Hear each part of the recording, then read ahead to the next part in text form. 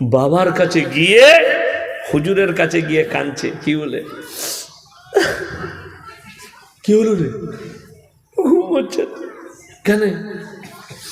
Dipali switch off করে দিয়েছে, যা বুঝে কর, ফোন সুইচ অফ। হুজুর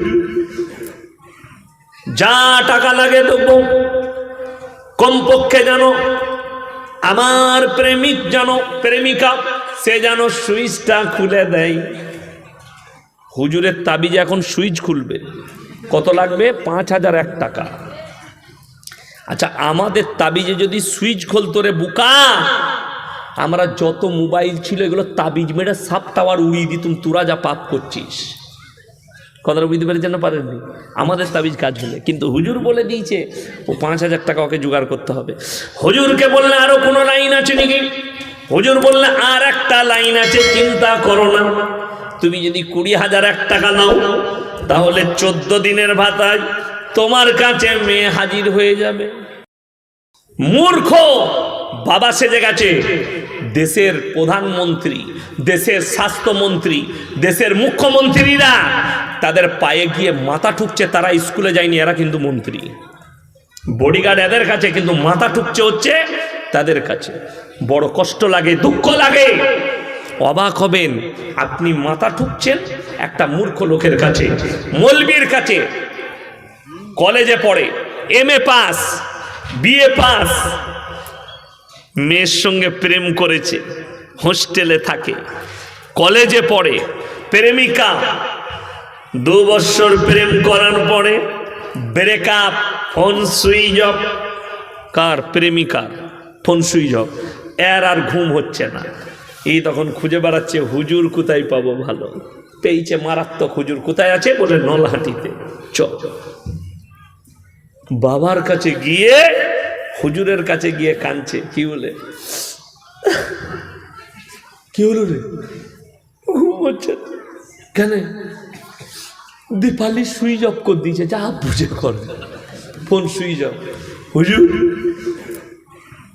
যা টাকা লাগে দেবো, কমপক্ষে জানো আমার প্রেমিক জানো, প্রেমিকা সে যেন সুইচটা খুলে দেয়। হুজুরের তাবিজে এখন সুইচ খুলবে, কত লাগবে? 5,001 টাকা। আচ্ছা, আমাদের তাবিজে যদি সুইচ খুলতো রে বুকা, আমরা যত মোবাইল ছিল এগুলো তাবিজ মেরে সাপ টাওয়ার উড়িয়ে দিতুম, তোরা যা পাপ করছিস। কথাটা বুঝতে পেরেছেন না? পারেননি? আমাদের তাবিজ কাজ হলে, কিন্তু হুজুর বলে দিয়েছে ও 5,000 টাকা ওকে জোগাড় করতে হবে। হুজুরকে বললে আরো কোনো লাইন আছে নাকি? হুজুর বললে আর একটা লাইন আছে, চিন্তা করো না। তুমি যদি 20,001 টাকা নাও তাহলে 14 দিনের ভাতায় তোমার কাছে মেয়ে হাজির হয়ে যাবে। এ দেখলে শালা আরো বেশি লাভ, মেয়েটাই চলে আসবে আমার কাছ থেকে। তাইলে 20,000ই দেবো হুজুরকে। এ কি করেছে? ঘরে গিয়ে দেখলে শালা টাকা কোথায় পায়, টাকা কোথায় পায়। ওর মায়ের 4টা ছাগল ছিল, হারামখোর রাতের বেলায় চুরি করে নিয়ে গিয়ে রামপুরহাটে বেঁচে দিয়েছে। বুঝে করগা। মা সকালবেলায় ছাগল খুঁজে বেড়াচ্ছে, বললে রাতের বেলায় শিয়ালে খেয়েছে। শিয়াল বলছে আল্লাহ, হারামখোর প্রেমিকার লেগে বেঁচে আমাদের নামে তহমত। কষ্ট লাগে। 20,001 টাকা দিয়েছে। আপনি ভেবে দেখুন, আমাদের তাবিজে যদি মেয়ে পাওয়া যেত, মেয়ে আসতো, আমরা মৌলবীরা কেউ ইমামতি করতাম না, করতাম আর মাদ্রাসাতেও থাকতাম না। খালি খোঁজ লাগাতাম বাপের একটা বিটি বড় লোক কোথায় আছে বল, মারতাম তাবিজ আর টেনে নিতাম বড় লোকের জামাই, আর কিচ্ছু করবো না, শ্বশুরের পয়সায় খাবো। বুঝতে পেরেছেন না? পারেননি? বড় কষ্ট লাগে। এই আমাদের সমাজের লোক, একটা ইমামের বেতন 5,000 6,000, খুব জোর হলে খালারটা নিয়ে 9,000। আপনি 9,000 বেতন দিচ্ছেন ইমামকে। দুঃখটা কোথায় বলে দিই, রামপুরহাটে দোকান আছে, নলহাটিতে ব্যবসা আছে, প্রত্যেক দিন 10,000 ইনকাম করে। 10,000 ইনকাম করলে মাসে কত? 3 লাখ। 3 দিন ব্যবসা খারাপ গেছে, ও হুজুরের কাছে হাজির। হুজুর ব্যবসা না খুব খারাপ যাচ্ছে, কি করতে হবে? একটা বরকতের তাবিজ দে। হুজুর পাই 9,000 আর ইনকাম করে 3 লাখ, তাহলে তাবিজটা হুজুরের প্রয়োজন না ওর প্রয়োজন? কথাটা বুঝতে পারেননি? ওর প্রয়োজন। আমাদের তাবিজে বড় লোক হলে, আমাদের তাবিজ, আচ্ছা এরকম বুকা লোক পৃথিবীতে কেউ আছে লোককে বড় লোক করবে, নিজে গরিব থাকবে? বুঝে না। আমার তাবিজে, আমাদের মৌলবীদের তাবিজে যদি ব্যবসায়ী বরকত হতো, দোকানটা ব্যবসাটা তোর হতো না, ওটা আমাদের হতো, তাবিজ মেরে কেরিয়ে দিতাম। নাউজবিল্লাহ, কে বুঝাবে?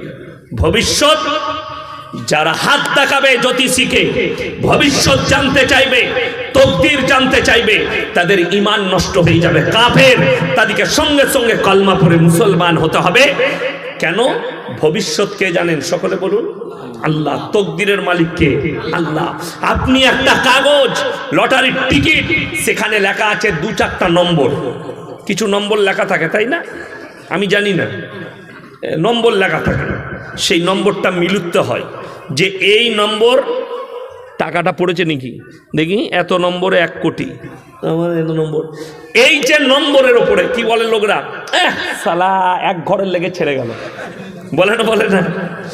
এই যে নম্বরের ওপরে বিশ্বাস, এই জন্য হারাম। এবং এই লটারির ওপরে যারা বিশ্বাস রাখবে যে এটার দ্বারা আমার তকদির ফিরবে, এটার দ্বারা আমার ভবিষ্যৎ ফিরবে, তার ঈমান চলে যাবে, নষ্ট হয়ে যাবে। এই জন্য লটারির টিকিট হারাম। ভবিষ্যৎ, তকদিরের মালিক হচ্ছেন আল্লাহ, ভবিষ্যতের মালিক হচ্ছেন আল্লাহ। আর যারা মনে করছেন মৌলবীর কথা উপেক্ষা করে লটারির টিকিটে 1 কোটি পড়ে গেলে আমি বড়লোক হয়ে যাব, আল্লাহর কসম করে বলছি 1 কোটি নয়, তোমার কাছে যদি 100 কোটি টাকা আসে, রুজির মালিক হচ্ছেন কে? সকলে বলুন আল্লাহ। আপনাদিকে জলসাওয়ালারা কি খাওয়ালো? খিচুড়ি। আর আমাদিকে খিচুড়ি দিতে পারে নাই। আমাদের লেগে কি কি ছিল না, তবে বলে দিই, রুটি, দেশি মুরগি, এগুলো উজ্জ্ব রাখলাম, দিয়ে বলে দিলাম কি কি ছিল, বুঝলেন? আমি আবার বললাম ভাই একটু খিচুড়ি নিয়ে এসো, তাতে দেখলাম ছোট ছোট টুকরো করে মাংস দিয়ে আছে, ওই 1 পিস না 2 পিস পেলাম, ঠিক কিনা কথা বলেন? ছোট ছোট টুকরো করে মাংস দিয়ে আছে। তো আপনারা খিচুড়ি খেয়েছেন, কোটিপতি লোক খেতে পাবে না। আল্লাহ মৌলবীদের তকদির মেপেছে, তোমরা চাইবে না দস্তরখানে পাঠাবো। রাসূল আকরাম সাল্লাল্লাহু আলাইহি সাল্লাম হাদিস বর্ণনা করেছেন, যারা আল্লাহর রাস্তায় দ্বীনের পথে থাকবে, মৃত্যুকাল পর্যন্ত আমি আল্লাহ তাদেরকে ইজ্জতের রুজি দান করবো। জোরে বলুন সুবহানাল্লাহ।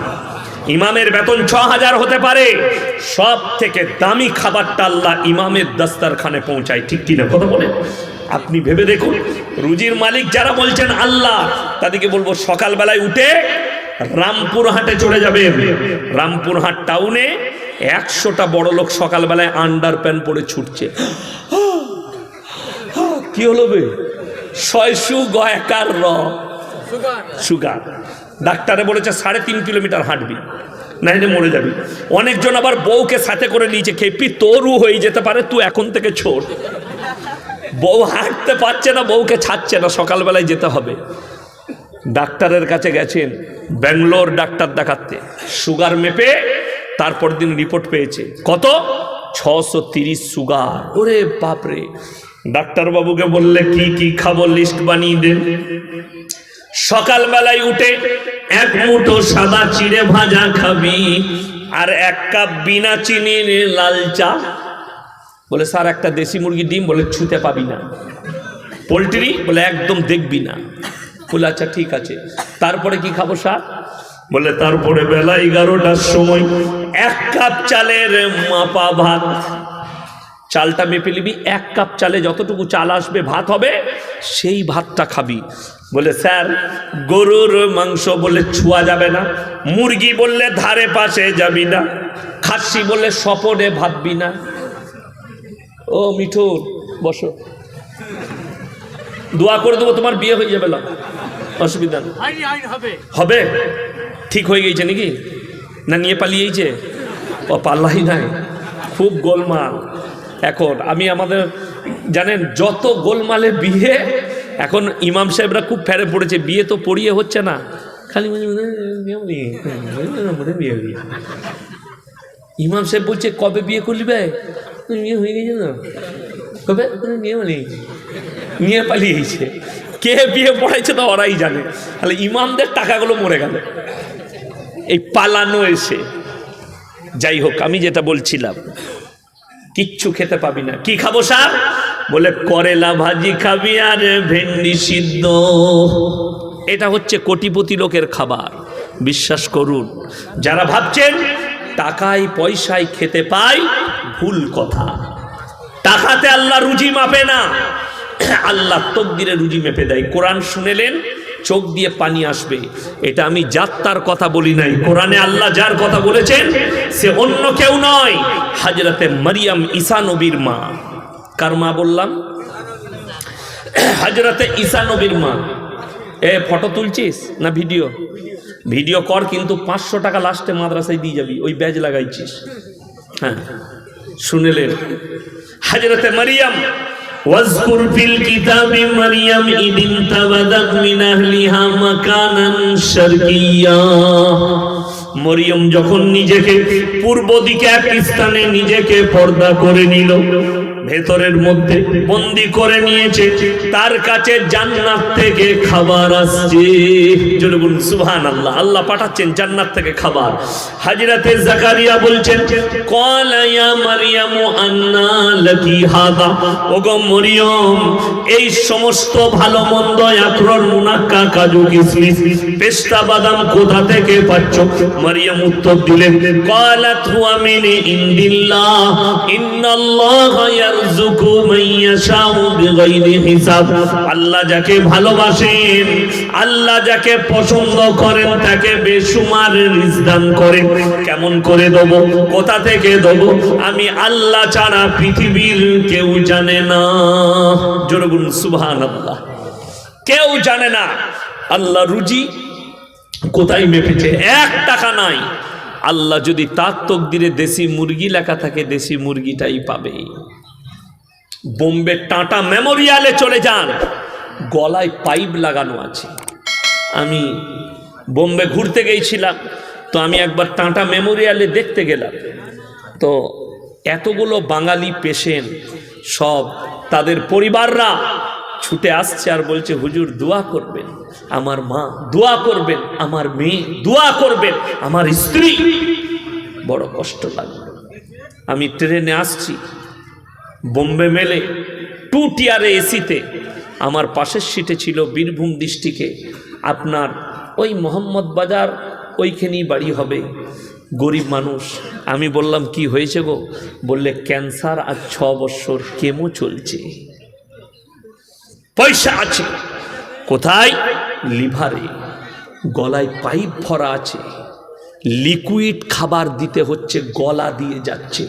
পায়খানা হলে বুঝতে পারে না। যারা মনে করছেন যাদের কোটি টাকা আছে তারা সুখে আছে, তারা ভালো মন্দ খায়, আমার কাছে কিছুই নাই, আমি খেতে পাই না। জেনে রেখে দিবেন, যারাই আল্লাহর কাছে দোয়া করবেন, সম্পদের নয়, মালের নয়, তারা মূর্খ। যারা আল্লাহর কাছে দৌলতের দোয়া করে, আল্লাহর কাছে দোয়া একটাই হবে, আল্লাহ তুমি আমাকে মৃত্যুকাল পর্যন্ত হালাল রুজি আর ইজ্জতের রুজি দান করো। সকলে বলুন আমিন। এই দোয়া করবেন। যারা হাদিস শুনেলেন রাসূলের, একজন বড় লোক মুমিনের থেকে একজন গরিব মানুষ মুমিন ব্যক্তি 500 বছর আগে জান্নাতে প্রবেশ করবে। জোরে বলুন সুবহানাল্লাহ। আপনার কাছে কিছুই নেই, আপনি খেটে খান, শাক ডাক ভাত খান। আজকে বড় কষ্ট কোথায় জানেন? আপনি হালাল বুঝতে পারেননি, যার কারণে আপনার কাছে দিন নেই, যার কারণে আপনি হালাল বুঝতে পারেননি। হালাল আর হারামের ডিফারেন্স মুসলমানের কাছে নেই। হারাম আর হালাল বিচার করার ক্ষমতা আপনার কাছে নেই, কোনটা হালাল কোনটা হারাম।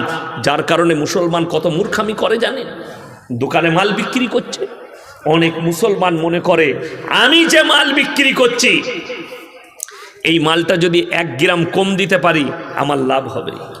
আমি যখন ছোট ছেলে, আব্বাজি পুরুলিয়া ডিস্ট্রিক্টের জামে মসজিদের ইমাম, তখন ওখানে একটা টাটারি বলে গ্রাম আছে পুরুলিয়া টাউনের পাশে, সবাই ফল ব্যবসায়ী মুসলিম, তারা সব ফল ব্যবসা করে। আমি জলসাও করেছি। ওই টাটারির একজন চাচা ফল বেচতো, তখন আমি ছোট, তো তার কাছে মাল নিলে সে 20 গ্রাম 30 গ্রাম 50 গ্রাম ঝুঁকিয়ে মাল দিত। তো আমার আব্বাজি একদিন বলছে, চাচা আপনি যে বেশি দিচ্ছেন লস হয়ে যাবে। বলছে না বাবা, এটা আমার লাভ। কেন? বলে 1 গ্রাম কম চলে গেলে আমি আল্লাহর কাছে সেদিনে কি করে হিসেব দেবো? তার থেকে আমার বেশি যাক, হিসেবটা আমার বেশি থাক, যেন আমাকে জিজ্ঞেস করা না হয় এই ব্যাপারে। আর আপনি রামপুরহাটে 1 কেজি আপেল কিনে ঘরে এসে দেখবেন 950 হয়েছে। ঠিক বললাম না ভুল বললাম? আর সে মনে করে আমি লাভ করলাম। বড় মারাত্মক ব্যাপার। আপনি 5 কেজি আলু বিক্রি করছেন, 1 গ্রাম যদি নিজে থেকে মেরেলেন, ওই 1 গ্রামের বদলা আপনাকে কিয়ামতের দিনে দিতে হবে। মাথায় রাখবেন, মুসলমান জানি না হারাম হালালের ডিফারেন্সই নাই, যে আমার কাছে এটা হারাম পয়সা ঢুকছে। আপনি জানেন না, শুনেলেন যারা গোলদারি দোকান চালান, ওজন করে যারা মাল দেন, মুসুরির ডাল দিচ্ছেন 1 কিলো, যে ক্যারিটার মধ্যে দিচ্ছেন ক্যারিটা আগে কর্তা করে নেবেন। যদি 10 গ্রাম ওই ক্যারিটাই চলে যায়, আর আপনি যদি মনে করেন এ খদ্দের বুঝতে পারেনি 10 গ্রাম এখানে আমার লাভ হলো, তো আপনি জেনে রেখে দিবেন 1 টাকা দাম বেশি নেবেন, যে আমি বেচতে বেচতে আমার 1 কিলো শর্টেজ হতে পারে। পারে না? 500 গ্রাম শর্ট হতে পারে 1 কুইন্টাল মালে, 250 গ্রাম শর্ট হতে পারে, ফুটো হয়ে পড়ে গেছে, চারিদিকে পড়ে গেছে। সেই জায়গায় আপনি 10 পয়সার দাম বাড়িয়ে এলেন, আপনি 1 টাকা দাম বাড়িয়ে এলেন। বর্ধমানে একটা দোকান আছে, গোলদারি দোকান, সেটা হচ্ছে হরিবংশের দোকান। আমি ওখানে প্রায় মাল নিই। বিশ্বাস করুন, একটা যদি বাচ্চা ছেলে পাঠান, তাকেও সে ঠকাবে না, মাল সমান রেট। এবং আপনি বাড়িতে এসে যদি ওজন করেন 1 গ্রাম কম বেশি হবে না, 1 গ্রাম, তার খদ্দেরও বেশি। এই বর্ধমানে আপনাদের বীরভূমের লোক, মুর্শিদাবাদের লোক ট্রেনে বাড়ি আসে না, চেন্নাই থেকে আসছে, কেরলা থেকে আসছে, দিয়ে বর্ধমান স্টেশনে গাড়ি দাঁড়িয়েছে, ট্রেন দাঁড়াইছে, ওরে বাবরে মিহিদানা সীতাভোগ আপনি কিনে নিলেন, ভাই 500 করে দেয়। ঘরে এসে বর্ধমানের লোককে গাল দিচ্ছে, হ্যাঁ শালাদের মিহিদানা ভালো হয়, একদম বাজে জিনিস, তুই তো কিনেছিস বাজে লোকের কাছে। আসল জায়গায় বর্ধমানে মারাত্মক দোকান রাধা বল্লভ মিষ্টান্ন ভান্ডার, 150টার বেশি মিষ্টির কোয়ালিটি আছে। আর বিশ্বাস করুন, 150টা কোয়ালিটির মিষ্টি যেটা খাবেন সেটাই 19-20। তার মিহিদানা সীতাভোগ মুখে দিবেন, মিলিয়ে যাবে। কোয়ালিটির পার্থক্য, দামের পার্থক্য, মানুষের পার্থক্য। মালিকরা এত ভদ্র আপনি বুঝতে পারবেন, এতটুকু 2 নম্বরই না। একটা ছোট ছেলেকে পাঠাবেন, তাকেও আমি একবার, আমার মনে পড়ে, আমি একবার ছানার পায়েস নিয়েছি তার কাছে বাটিতে খাবার জন্যে, তো বাড়ির জন্যেও নিচ্ছি। তো আমি 1 চামচ নিয়ে দেখলাম, আমি খালি বললাম, দাদা এটা মনে হচ্ছে যেন নষ্ট হয়ে গেছে। তো সে বললে খেয়ে দেখতো, খেয়ে দেখলো, সঙ্গে সঙ্গে ওইটা ধরে আমার চোখের সামনে ডাস্টবিনে ভরে দিল, ঢেলে দাও। এইটা হচ্ছে ব্যবহার, ডাস্টবিনে ঢেলে দিল, ব্যবহার। আমার ভাই, আজকে জানেন আমাদের দেশে ব্যবসায়ী নাম্বার 1 মারওয়াড়িরা। তার কারণ একটাই, তাদের আখলাক আর ব্যবহার। আপনি মারওয়াড়ির দোকানে একটা কাপড় নেন, বাড়ি আসুন, যদি ছিঁড়া বেরোয়, আপনি 1 সপ্তাহ পরে যাবেন, দাদা কাপড়টা ছিঁড়া বেরিয়েছে, কিচ্ছু মনে করবেন না দাদা, ভুল হয়ে গেছে, ওটা কোনো রকম বেরিয়ে গেছে, আচ্ছা দাদাকে কাপড়টা পাল্টিয়ে দাও তো, অসুবিধা নেই। আর যদি আপনি মুসলমানের দোকানে নেন, কাপড়টা যদি 3 দিন পরে নিয়ে যান, ভাই এটা তো ছিঁড়া বেরিয়েছে, আবে তা আমি কি করব, আর জীবনে আসবি না আমার দোকানে। ঠিক বললাম না ভুল বললাম? অথচ যেটা রসুলের আখলাক সেটা মারওয়াড়ি দিয়েছে, আর তুমি তাদের আখলাকটা তুমি দিয়েছো, যার কারণে তোমার কাছে উন্নতি নাই, তোমার ব্যবসার উন্নতি নাই, ব্যবহারে চলে। মুম্বাইয়ে সুলাইমানি উসমানি মিঠাইওয়ালা কোনো চোরের বেটা নয়। সুলাইমানি উসমানি মিঠাইওয়ালা, তার আব্বা হাজি সাহেব ডিব্বা করে হালুয়া তৈরি করে বিক্রি করতো। এখন মুম্বাইয়ে 50টা ব্রাঞ্চ আছে সুলাইমানি উসমানি মিঠাইওয়ালার। 1 কেজি হালুয়ার দাম 3000 পর্যন্ত আছে, 1 কেজি হালুয়ার দাম 5000 টাকা পর্যন্ত আছে, 1500 টাকা পর্যন্ত আছে। কেন? তাদের ব্যবসার মধ্যে 2 নম্বরই নাই।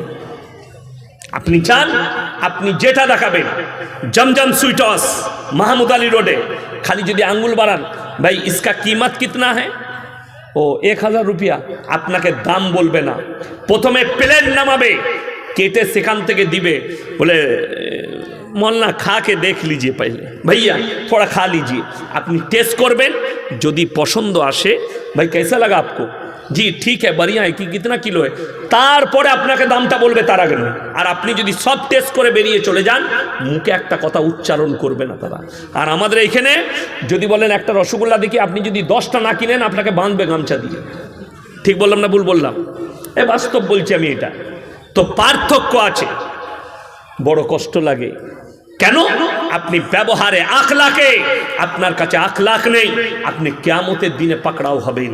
রাসূল আকরাম সাল্লাল্লাহু আলাইহি সাল্লাম যদি ইসলাম প্রচার করেছেন আখলাকের দ্বারা, চরিত্রের দ্বারা, ব্যবহারের দ্বারা ইসলাম প্রচার করেছে। আজকে আপনার দ্বারা ইসলাম প্রচার হয় না, যার কারণ হচ্ছে আপনি উগ্র। আজকে জলসার স্টেজে বসে বহু মূর্খ বক্তা অন্য ধর্মের দেবদেবীকে গালি দেয়, অন্য ধর্মের সমালোচনা করে, অথচ তার কাছে কোরআন হাদিসের জ্ঞান নেই। অথচ আল্লাহ কোরআনে বলেছেন ওয়ালা তাসুবুল্লাযীনা ইয়াদউনা মিন দুনিল্লাহি ফায়াসুবুল্লাহ আদওয়াম বিগাইরি ইলম।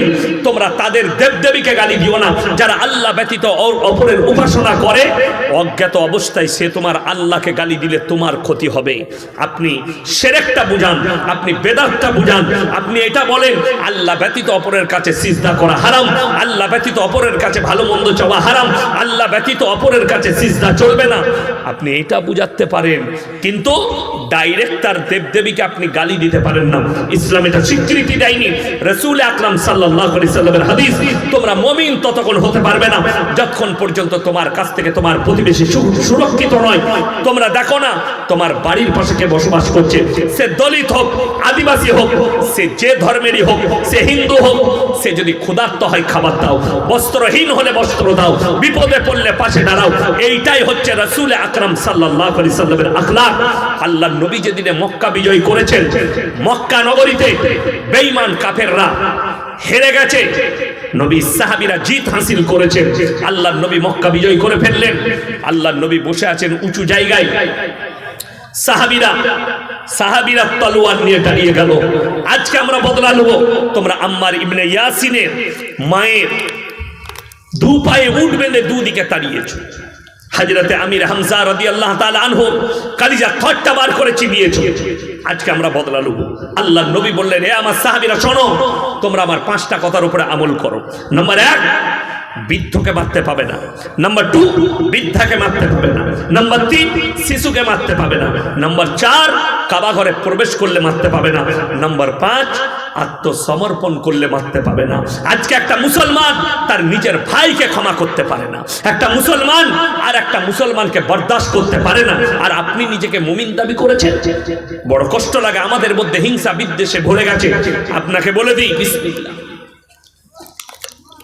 আল্লাহ নবী সাল্লাল্লাহু আলাইহি সাল্লাম এমন এক ব্যক্তিকে ক্ষমা করেছে পৃথিবীর কেউ তাকে ক্ষমা করতে পারবে না। নাম্বার 1, আপনাকে বলে দিই, এই বীরভূমে মারাত্মক ঘটনা ঘটেছে।